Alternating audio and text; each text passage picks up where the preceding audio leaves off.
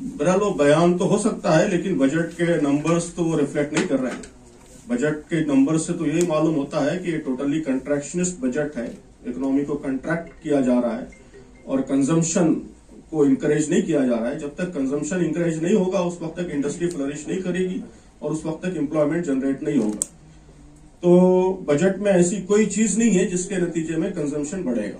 Overall तो totally contradictory features हैं budget के। तो इसलिए वो दावा क्लेम तो हो सकता है, लेकिन बजट के फिगर्स में वो रिफ्लेक्ट नहीं कर रहा है। वो ज्यादा से ज्यादा वो जो उन्होंने स्कीम लेके आई है कि कॉर्पोरेट्स को वो एम्प्लॉयमेंट नए जो अपॉइंटमेंट्स होंगे एम्प्लॉयज के उन पे सब्सिडी दे रहे हैं, तो उसको हाइप कर रहे हैं।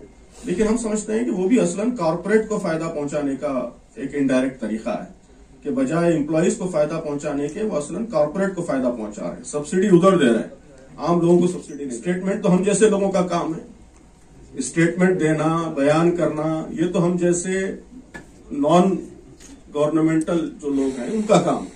वो तो सरकार में चीफ मिनिस्टर है, उनका काम बयान देना है कि इम्प्लीमेंट करना है, तो एग्जीक्यूट करें वो, और जो कर रहा है गलत उसको अरेस्ट करके सजा दें।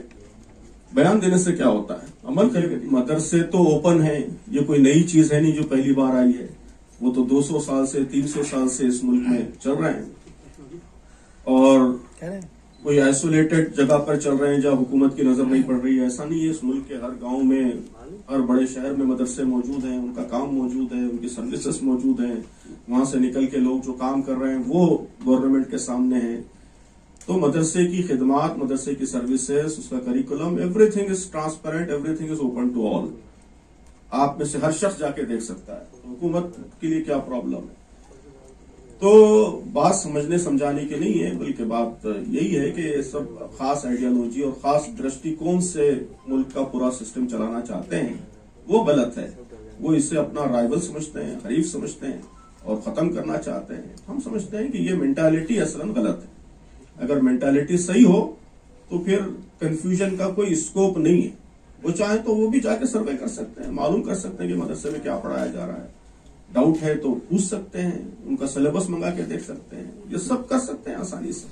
लेकिन ये सब करे बगैर डायरेक्ट एग्जीक्यूटिव ऑर्डर निकाल देना और डीएम्स के जरिए डराना, धमकाना, बच्चों को शिफ्ट कराने की कोशिश करना, बच्चों पर दबाव डालना, पेरेंट्स पर दबाव डालना, तो ये जाहिर है कि ये कोई ऑनेस्ट खामोश तो नहीं है, बराबर तवज्जो दिला रहे हैं। सिर्फ हज कमेटी का मामला नहीं है, माइनॉरिटी से रिलेटेड, मुसलमानों से रिलेटेड जितने इंस्टीट्यूशंस हैं वो सारे इंस्टीट्यूशंस यानी इंटेंशनली कोलैप्स कराए जा रहे हैं। तो यही मामला वक्फ बोर्डों का है, सेंट्रल वक्फ काउंसिल में बहुत सारे प्रॉब्लम्स हैं, हज कमेटी के सिलसिले में भी बहुत सारे प्रॉब्लम्स हैं, बजट में भी खुद आप देख रहे हैं कि जिस तरह माइनॉरिटी का बजट हर साल कम किया जा रहा है। मौलाना आजाद एजुकेशनल फाउंडेशन के सिलसिले में गवर्नमेंट की जिस तरह पॉलिसीज रही है वो आपके सामने है।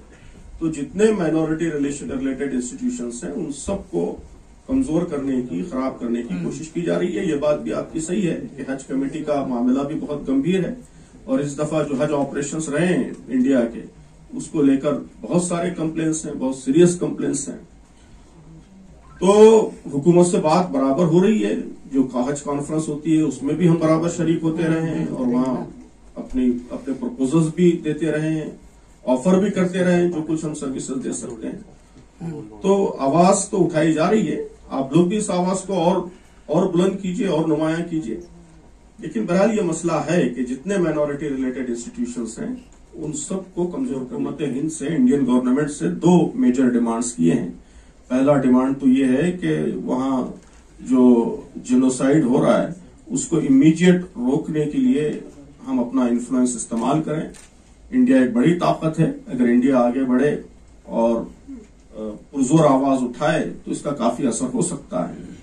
तो पहला डिमांड तो हमारा ये है। और दूसरा डिमांड यही है कि वहां हथियार बेचने के बारे में जो रिपोर्टें हैं तो हम फौरी ये सिलसिला रोक दें और इजराइल के साथ किसी भी किस्म का ट्रेड और खास तौर पर हथियारों का ट्रेड ये हरगिज नहीं। पीसफुल प्रोटेस्ट और आवाज उठाने का हक ये डेमोक्रेसी की लाइफलाइन है, उसके बगैर डेमोक्रेसी का कोई तस्वुर ही मुमकिन नहीं है कि अगर लोग सारे के सारे पूरा भारत वही लाइन अडॉप्ट करे जो सरकार की लाइन है और सरकार जैसी जो चाहे वही सारे भारत के अवाम चाहने लगे, ये डेमोक्रेसी नहीं रहेगी, ये डिक्टेटरशिप कहलाएगी।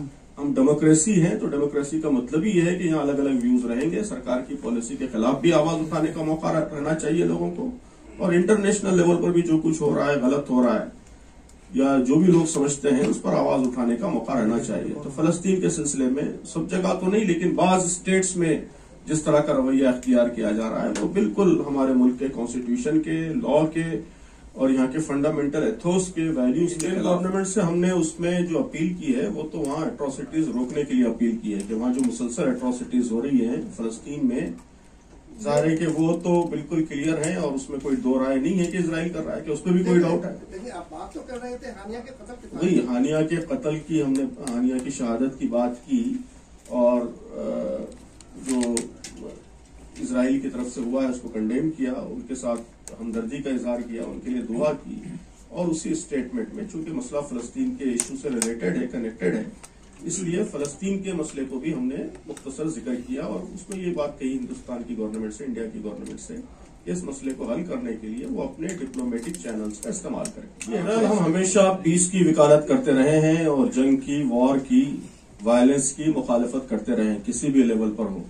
ये मिडिल ईस्ट तो बहुत ही वोलेटाइल एरिया है और यहाँ वॉर होगी तो उसका नुकसान सारी दुनिया को होगा, पूरी ह्यूमैनिटी को होगा, और इस वक्त दुनिया की जिस क्राइसिस से दो चार है, we can not afford such a large scale war. तो ये सारी बड़ी पावर्स की जिम्मेदारी है, हमारे मुल्क की भी जिम्मेदारी है कि इस खित्ते को जंग की दोजख में, जंग की आग में जाने से बचाएं और उसके लिए हर मुमकिन, हर पॉसिबल कोशिश करें। और सबसे बड़ी कोशिश उस सिलसिले में यही है कि इजराइल को रोकें, इजराइल के हाथ रोकें।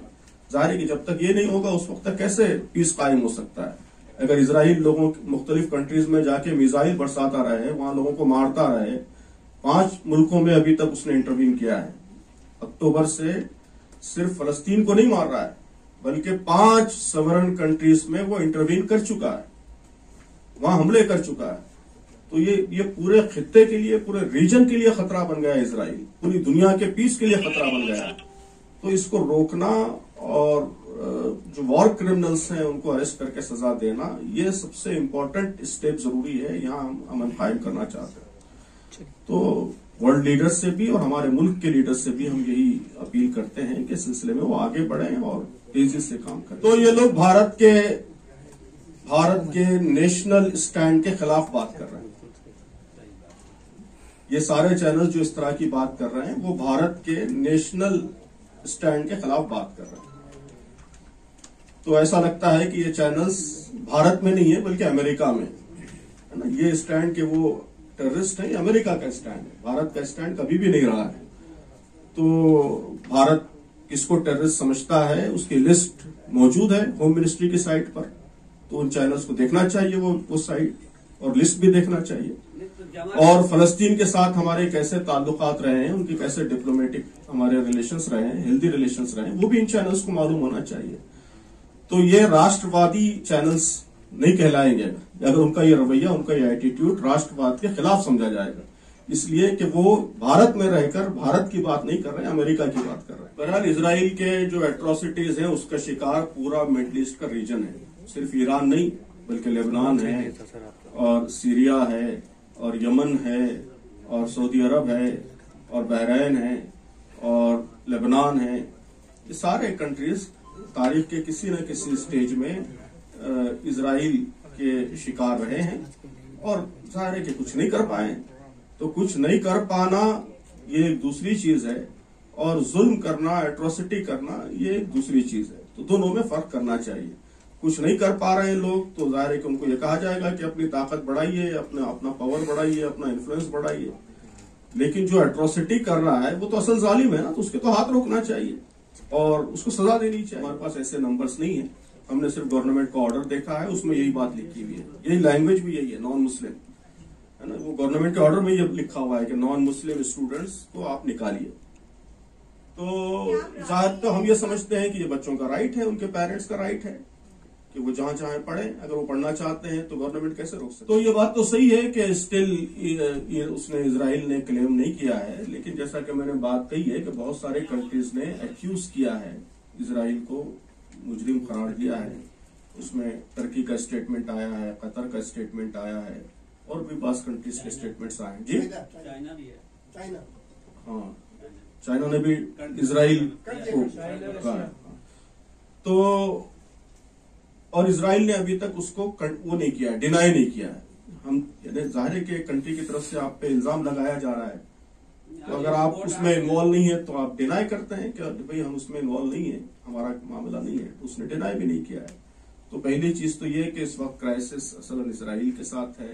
पूरे जो पॉइंटर्स हैं वो इसराइल की तरफ जाते हैं, नंबर 1। नंबर 2, कुछ कंट्रीज ने इल्जाम लगाया है और नंबर 3 इसराइल ने डिनाई नहीं किया है। तो हम समझते हैं कि ये 3 बातें सफिशिएंट है ये बिलीव करने के लिए कि इसमें इसराइल का हाथ है।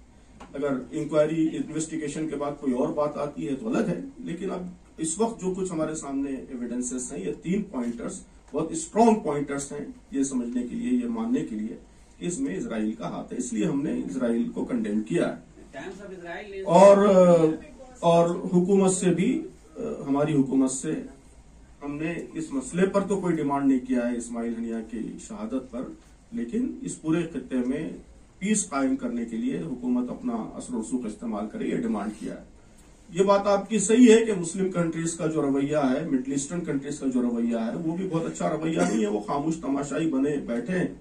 जिस तरह वेस्टर्न पावर्स खामोश बैठकर इसराइल के साथ सपोर्ट कर रही हैं, तो ये कंट्रीज इसराइल का सपोर्ट तो नहीं कर रहे हैं, लेकिन खामोश बैठे हुए हैं। इतना जुल्म हो रहा है, खामोश बैठे हुए हैं। तो जाहिर है कि यह रवैया भी सही नहीं है। इसकी भी हम शदीद मुखालिफत करते हैं, करते रहे माजी में भी, अभी भी करते हैं। वायनाड में जो काम हो रहा है उसकी हम डिटेल तफसील चंद दिनों के बाद और प्रेस स्टेटमेंट इश्यू करके बताएंगे कि वहां कई तरह के काम हो रहे हैं। सबसे पहले इस वक्त तो रेस्क्यू ऑपरेशंस हैं, तो हमारे वॉलेंटियर्स वहां पहुंच चुके हैं। ट्रेंड वॉलेंटियर्स हैं, बहुत से जमात के वॉलेंटियर्स इन कामों के लिए ट्रेंड होते हैं, रेस्क्यू के ऑपरेशंस के लिए। तो ट्रेंड वॉलेंटियर्स वहां पहुंच चुके हैं। तो जो लोग डेब्रिज में दबे हुए हैं उनको बाहर निकाल रहे हैं, जो लोग बीमार हैं उनको हॉस्पिटल्स पहुंचा रहे हैं, उनके ट्रीटमेंट का इंतजाम कर रहे हैं। जो लोग बिल्कुल रिमोट लोकेशंस पर फंसे हुए हैं उनको वहां से निकालकर सेफ लोकेशंस पर लेकर जा रहे हैं। डेब्रिज जहां जहां है वो हटाने की कोशिश कर रहे हैं। तो गवर्नमेंट भी, मिलिट्री भी वहां काम कर रही है, उनके साथ सपोर्ट करते हुए कोऑर्डिनेशन में ये सारे काम वहां अंजाम पा रहे हैं। अब जैसे ही थोड़े हालात सही होंगे वहां रिहेबिलिटेशन का काम भी शुरू होगा कि लोगों के घर बनाने में, उनको सेटल करने में भी इंशाल्लाह मदद की जाएगी। तो तफसील डिटेल्स उसके 1-2 दिन के बाद हम मजीद स्टेटमेंट इश्यू करके बताएंगे।